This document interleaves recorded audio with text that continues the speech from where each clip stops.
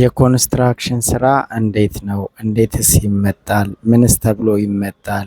እውነት ኢትዮጵያውያኖች ለኮንስትራክሽን ስራ አስበውና ፈልገው ይመጣሉ ወይስ ተታለው?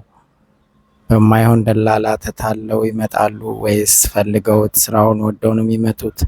እንዲሁም ብዙ ስራዎች አኗኗሩስ ምን ይመስላል? እንደሚታሰበው የተመቻቸ ቦታ ይኖራሉን ወይንስ? እናየዋለን። ሁሉንም በቪዲዮ ተመልከቱ። እስከ መጨረሻው ድረስ አብራችሁኝ ተከታተሉ።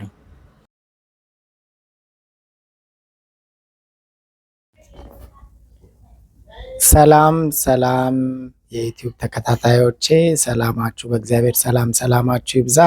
እንዴት ናችሁ? ሰላም ናችሁ ወይ? እንዴት ናችሁ? እሺ ከብዙ ጥቂቶቹ ጥያቄያችሁን ፌስቡክ ላይ የመለስኩ ይሆናል። ግን ያው ጠቅለላ አድርጌ ቪዲዮ ልስራላችሁ። በብዛት ብዙዎቻችሁ ድራገን ሲቲ ሲባል ድራገን ሲቲ ስራ ለመስራት ብዙዎቻችሁ ድራገን ሲቲን አትመርጡትም። በብዛት ወረቀት የሌላችሁ እንደዚሁም ደግሞ ስራ በቃ ብዙ ቦታ አታችሁ በቃ እንደ አማራጭ መፈለጊያነት የምትጠቀሙት፣ አዳዲሶች ደግሞ የስራ እድል እዛ ግቢ ብቻ ያለ የሚመስላችሁ ብዙዎች አላችሁ። ያው የኢንፎርሜሽን መዛባት ሊሆን ይችላል። በእርግጥ ድራገን ሲቲ ከኢትዮጵያ የመጡ አዳዲስ ሰዎች ተቀጥረው መስራት የሚችሉት እንዴት እንደሆነ ታውቃላችሁ? ቋንቋም ምንም የማይችሉ አዳዲስ ሰዎች ይመጣሉ። ያ ማለት እነዚህ ሰዎች ሲመጡ እዛ ተቀጥረው የሚሰሩ ኢትዮጵያውያኖች ስለሚገጥሟቸው ስራ አለ ወይ ሲሉ ስለሚያስገቧቸው፣ አንድ እነሱም ስለሚረዷቸው ስለሚያስተምሯቸው፣ ሁለተኛ ነገር ደግሞ ቻይኖቹ እንግሊዘኛም አረብኛም ብዙ ስለማይችሉ ያው እንችላለን በሚል ኮንፊደንስ ተደነባብራችሁም ስለምትለምዱበት ይሄ ነው ብዙ ሰው ድራገን ሲቲን እንደ ቀላል የስራ እንትን የሚቆጥረው። ሰዓቱ ስለ ደሞዙ ትላላችሁ ብዙዎቻችሁ። እኔ ፌስቡክ ላይ የስራ ማስታወቂያ ብዬ ስለቅላችሁ ምንድነው ማደርገው? ስልክ ቁጥር የሚያስቀምጡ ካሉ ከነ ስልክ ቁጥራቸው፣ ስልክ ቁጥር የሚያስቀምጡ ከሌሉ ብዙዎቻችሁ የስልክ ቁጥሩ የታል ትሉኛላችሁ፣ ስልኩ የታል ትላላችሁ። እኔ ከነሱቁ እንፈልጋለን ብለው የሚለጥፉትን ከነንትኑ ነው ማነሳላችሁ። ከነሱቅ ቁጥሩ ሳነሳላችሁ እናንተ መታችሁ ሱቅ ቁጥሩን ፈልጋችሁ አፕላይ ማድረግ ነው እንጂ ያለባችሁ የሰዎቹን ስልክ ራሳቸው በፍላጎት። አሁን ብዙዎቹ እዛ የሌሉ ቻይናዎች በዋትሳፕ ኢንተርቪው አድርገው መቅጠር ስለሚፈልጉ ቁጥር ያስቀምጣሉ። እዛ ካሉ ደግሞ ማናጀር ያላቸው ይኖራሉ። ነባር ሰራተኞችም ካሉ እነሱ እንዲቀበሏችሁ የሚያደርጉም ስላሉ በብዛት ቁጥር አይለጥፉ እና ቁጥራቸውን ስጠን ለምትሉ ብዙ ጊዜ ፌስቡክ ላይ ሰርች የላችኋለሁ። እኔ ማስቀምጠው የተለጠፈውን ብቻ ነው። በተረፈ ሌላ እኔ ያው የማየውን ነገር ተጠቃሚ እንድትሆኑ ነው። ብዙዎች እየመጣችሁ ስራ እያላችሁ ስትዞሩ ስለማይ ያንን እንድትጠቀሙበት የስራ እድል የሀገሬ ልጆች እንድትጠቀሙ ነው እንደዛ ማደርገው። እንደገና ሁለተኛ ነገር ደግሞ ከኢትዮጵያ አያመጡም ወይ ለምትሉ ሰዎች መምጣት ከፈለጋችሁ እንትናቸውን ዌብሳይታቸውን እሰጣችኋለሁ። ተጻጽፋችሁ መምጣት ትችላላችሁ። ግን ያ መሆን የሚችለው ስትመጡ ከኢትዮጵያ እነሱ ካመጧችሁ ደሞዛችሁ ትንሽ ነው የሚሆነው። በአነስተኛ ደሞዝ ነው የሚቀጥሯችሁ እና ያንን ይሁን ሀሳባችን ነው ምናምን ለምትሉ ደግሞ ተጻጽፋችሁ መምጣት ለምትችሉ ሰዎች ዌብሳይታቸውን ለቅላችኋለሁ። እዛ ላይ አፕላይ ማድረግ ትችላላችሁ። እንደገና በብዙ ዘርፍ ኢትዮጵያ ያላችሁ ሰዎች ደግሞ በብዙ ዘርፍ ስራ እንደዚህ ከኢትዮጵያ ውጪ ላሉ ሀገሮች አፕላይ ማድረግ የምትፈልጉ ኦንላይን እንትኖች አሉ፣ ኦንላይን አፕሊኬሽኖች አሉ። እነሱ ላይ ገብታችሁ ሲቪያችሁን በመላክ ለምሳሌ ደና እውቀት ያላችሁ ትምህርት ያላችሁ እንደ በኮንስትራክሽን ዘርፍ እንደ ኤሌክትሪክሲቲ ሙያ ያላችሁ በብዙ ኮንስትራክሽን ውስጥ ብዙ አይነት ፊልድ ነው ያለው አይደል? በእንደዛ ያላችሁን ሲቪያችሁን በመላክ እንደ ነርሶች ምናምን እንዲህ እውቀት ያለው ተላልኮ ነው የሚመጣውና በነዛ አፕሊኬሽኖች ሊንኮቹን ሙሉዎቹን በሌላ ጊዜ ቪዲዮ ሰርች ማቀርብላችሁናል። በዛ ተጠቃሚ መሆን ትችላላችሁ። በተረፈ ደግሞ ወንዶች የካምፓኒ ስራ፣ ህንፃ ስራ ቀላል መስሏችሁ ብዙዎቻችሁ ለምን የፈለገ የቀን ስራ አይሆንም፣ ለምን እንዲህ አይሆንም ብላችሁ ትላላችሁ። አረብ ሀገር ሙቀቱ በጣም ከባድ ከሚባል በቃል ከሚገለጽ በላይ ነው። በጣም ነው የሚከብደው። እንዲህ እንደምናስበው እንደኛ ሀገር ሙቀት አይደለም። በጣም ከባድ ነው። ሰዓት ያውም የተወሰነ ሰዓት የሙቀት ሰዓት መንግስት አመቻችቶ ተቀንሶ ነው። በጣም ኃይለኛ ሙቀት በሆነው ሰዓት ላይ መስራት ያስቀጣል። እንደዛም ተቀንሶ ነው። እንደገና ስራው ከባድ ነው። እንደገና አኗኗሩ እንደምታዩት ነው። ይሄ እንኳን የባህሬን አይደለም።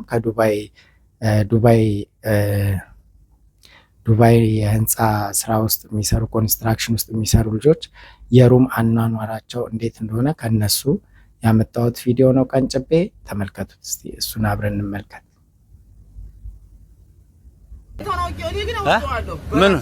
ምን በራስህ ነዋ። ደላላው ግን ያለ ደላላው ግን ምንድነው ያለ? ግን ጥያት ጥናቢ ብስኩት ተምር ማሸግ ያለው ያንተ ቢጤ ማለት ነው። አሁን ለምሳሌ አንተ በላይ ወይ በሆነ ምክንያት ሰው ብታገኝ ልታመጣ ነው። አንተ አንደኛ ኃላፊትና ሁለተኛ መጀመሪያ እነዛ ለጥቃ አንተ ኃላፊትና ወስድ ማለት ነው። ብርም ታገኛለህ። እንደዛ አድርጎ ያመጣልሽ ነበር እሱ ዱባይ ነው። አይ ያንን የሶስት ልጅ እሱን እኔን ሌላ ልጅ ደግሞ አለ መሰለኝ። እሺ ከዛ እነዛን በሉኝ እኮ አለዛ ግማሽ ብር ሰጥቶ ግማሽ ብር እኮ ስልክ አጠፍብኛል። ኧረ እባክህ ወላሂ እኮ እንደዚህ ማይነስ ሰው አለ። ይሄ ቆሻሻ ለኛ ማለት ነው። እዚህ ባንዲ ለሚሰሩ ሰው ይጠፉ እኮ አለ። አካይ ነው አሁን አስቸጋሪ ነው። እኔ ወላሂ ላዝም ይተበል በቃ ቤተሰብ ግን ያው ማወቅ ያለባችሁ ነገር ደላላ እግዚአብሔርን ደላላነት ምናምን አይደለም። ስራው ፀሐዩ በጣም ይከብዳል። አሁን ያው ዛሬ አይታችኋል እንዴት እንደ ፀሐዩ ከባድ ነው። ስራው እኮ ማቀበል ይኸው እንዲህ ምናምን ነው። ግን ደላላው የሚሸውደው ምን ብሎ ነው? ብር ያጭበረብራሉ፣ ሌላ ነገር ይላሉ። እና ቤተሰብ ጠንቀቅ በሉ። በምታምኑት ሰው እርግጠኛ በሆናችሁበት ነገ ልትወቅሱት በምትችሉት ሰው እንጂ አትምጡ። አትምጡ።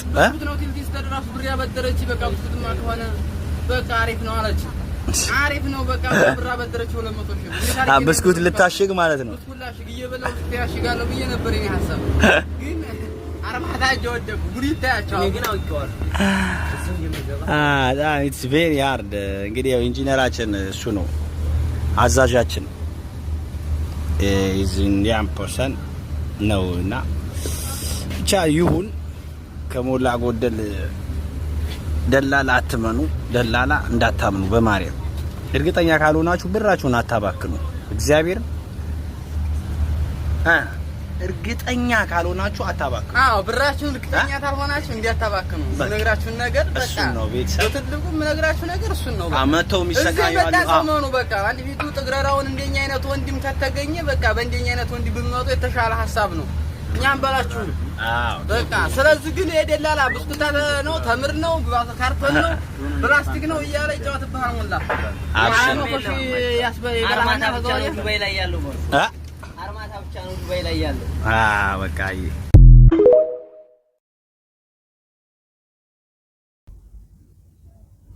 እንደምታዩት ነው እንግዲህ አኗኗሩ ይሄን ይመስላል። ከኢትዮጵያ ስትመጡ ልክ የራሳችሁ ኪችን፣ የራሳችሁ ሽንት ቤት፣ የራሳችሁ መኝታ ቤት ምናምን ነው ፊል አድርጋችሁ የምትመጡት አይደለም። ብዙ ነገርን ከግምት ውስጥ እያስገባችሁ ነው። ኢቭን ኢትዮጵያ የምትኖሩበትን ኑሮ ላትኖሩ ትችላላችሁ እዚህ ሀገር። በኮንስትራክሽን በካምፓኒ የምትመጡ ሰዎችን ነው የምለው። ኢትዮጵያ ላይ የአማራ አልጋ ላይ ልተኙ ትችላላችሁ፣ የአማራ ሽንት ቤት፣ የአማራ አየር ምናምን ብዙ ነገር። እዚህ ስትመጡ ሌላ ነው የምትጠቀሙት። ያው እንዳሳየኋችሁ ከቪዲዮ ደግሞ ተመልከቱ ያኗኗራቸውን የቤት ውስጥ ኑሮ። ይህም ከዱባይ የተወሰደ ነው። የዚህን ሀገር ዞር ዞር ብዬ መቅረጽ ስላልቻልኩኝ ነው። ሌላ ጊዜ ቀርሻ አቀርብላችኋለሁ። የዱባዮቹ እንዴት እንደሚኖሩ ደግሞ ተመልከቱ። የቤት ውስጥ ኑሮ እንደዚህ ነው። ፍሪጅ ምናምን ተሟልቶ የተሟላ ነገር ምናምን አይደለም ይጠብቃችሁ። እዛው ትበላላችሁ፣ እዛው እግራችሁ ስር እቃችሁ ምናምን ነው። ተመልከቱ። ይህንን የራሳችን ኢትዮጵያን ቤተሰቦች ያጋሩ ነው። ይህንንም ተመልከቱት።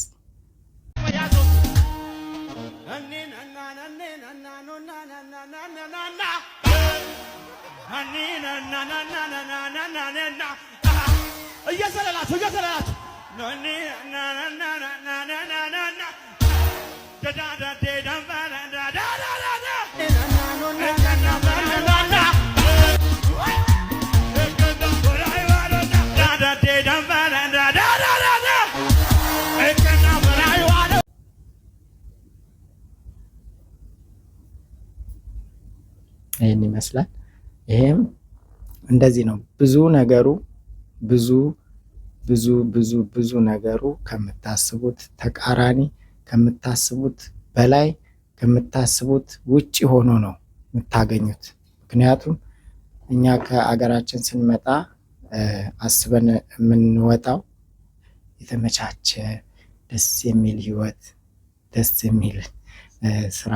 እኛ ቪዲዮ ስንቀርጽ ወይ የሆነ ቦታ ወጥተን እየተዝናናን ወይ እየዋኘን የሆነ ነገር ምናምን ቪዲዮ ስንለቅላችሁ በየጊዜው የዕለት ተዕለት ላይፋችን ያ እንዳይመስላችሁ።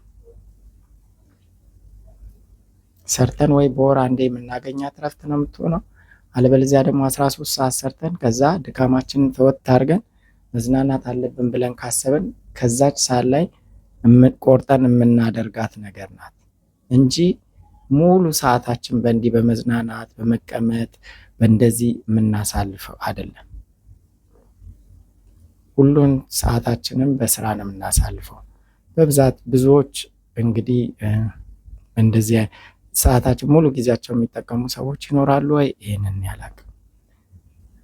እኔ አሁን እንደ ተጨባጭ ከኢትዮጵያ እንደዛ መስሏችሁ ተወስውሳችሁ መሄድ አለብን ብላችሁ መጥፎ አይነት ሀሳብ ኖሯችሁ ማለት ልክ እንዲህ አይነት ኑሮ ነው የሚኖሩት እንደነሱ አይነት ኑሮ መኖር አለብን ምናምን ብላችሁ አይምሯችሁ ውስጥ ቀርጻችሁ እንዳትመጡ ለእናንተ ትምህርት ይሆናችኋል ብዬ ነው። ከኢትዮጵያ ወጥታችሁ እንደዚህ ኮንስትራክሽን ስራ ላይ ለመስራት ከምትሰማሩ ትልቅ ምክሬ ነው። ኢትዮጵያ ውስጥ ቲክታክ ወይም ዩቲዩብ ከፍታችሁ እንደምንም ለፍታችሁ፣ አገራችን በጣም ታምራለች። አሁን ላይ ያልታዩ ቦታዎች አሏት። ውጭ የሚኖረው ሰው በሙሉ የሚያየው ነገር የሰለቸው ነው። እናንተ ኢትዮጵያን እየቀረጻችሁ በአሁን ሰዓት ብትለቁ ብዙ ነገር ታገኛላችሁ። ልክ እናንተ ከዚህ ሀገር ተለቆ ለማየት የማያውቁት ሀገር ነው ይባላል። ልክ የሌላ ሀገር ተቀርጾ ሲለቀቅ ለማየት እንደምትጓጉት የትኛውም ዓለም ላይ የሚኖረው እንኳን እኛ ኢትዮጵያኖች የሌላ ሀገር ዜጎች ኢትዮጵያን እያደገች ስለሆነ ስሟ እየወጣ ስለሆነ ቦታዋን እየቀረጻችሁ ብታሳዩ፣ ያልታየ ቦታ ኢቭን አካባቢያችሁን ብትቀርጹ የድሮ ሰፈሩን የሚናፍቅ ሰው ይኖራል። ዝም ብላችሁ እየሄዳችሁ ብታወሩ የዕለት የዕለት ወሬያችሁን እርስ በርስ ሰው ቤት ገብታችሁ ሰው ቤት ረጅም ሰዓታችሁን ላይፍ ሰው ላይ ከምትጨርሱ እርስ በርስ እየዞራችሁ እየቀረጻችሁ ፖስት ብታረጉ ዕለት በዕለት እድገቱን ታዩና በራሳችሁ የራሳችሁ መንቀሳቀሻ ይሆናችኋል። ገንዘብ ሜክ ታረጉበታላችሁ። እንደዚህ ለኮንስትራክሽን ስራ መታችሁ ጊዜያችሁንም እድሜያችሁንም አቃጥላችሁ ሴፍ ሳታረጉ ለምትወጡበት ህይወት ከምትመጡ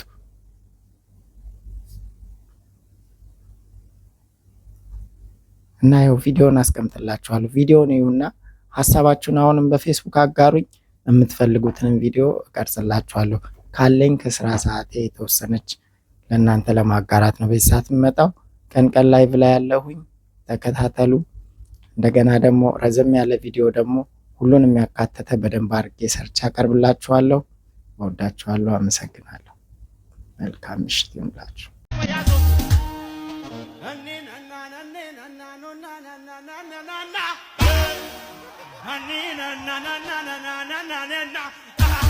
እየሰለላችሁ